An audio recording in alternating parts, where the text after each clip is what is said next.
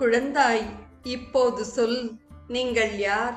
யாரும் நுழைய முடியாத இந்த தேசத்திற்குள் எவ்வாறு வந்து சேர்ந்தீர்கள் என்று கேட்டாள் அந்த தேவதை. தாயே, அயோத்தியில் அரசாண்டு வந்த தசரத சக்கரவர்த்திக்கு ராம, லக்ஷ்மண, பரத, சத்ருக்னர் என 4 புத்திர ரத்தினங்கள் பிறந்தன. தந்தையின் விருப்பத்திற்கு இணங்க பரதனிடம் ஆட்சியை ஒப்படைத்துவிட்டு மூத்தவரான ராமர் மனைவி ஜானகியுடன் கானகம் வந்தார். அவருடன் இளைய பெருமாள் லக்ஷ்மணரும் வந்தார். அவர்கள் பஞ்சவட்டியில் தங்கியிருக்கையில் ஜானகியை ராவணன் கவர்ந்து சென்று விட்டான். அன்னையை தேடி அவர்கள் வருகையில் கிஷ்கிந்தையில் எங்கள் அரசன் சுக்ரீவனைக் கண்டு நட்பு கொண்டனர்.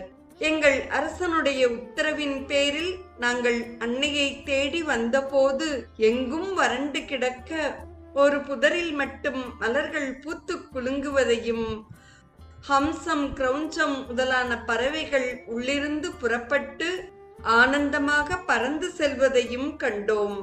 ஆகவே அருகில் நீர்நிலை இருக்க வேண்டும் என நாங்கள் புதருக்குள் நுழைந்தோம். பயங்கரமான இருளில் சிக்கி ஆரம்பமும் முடிவும் தெரியாது தவித்து பின்னர் இந்த சோலையை அடைந்தோம்.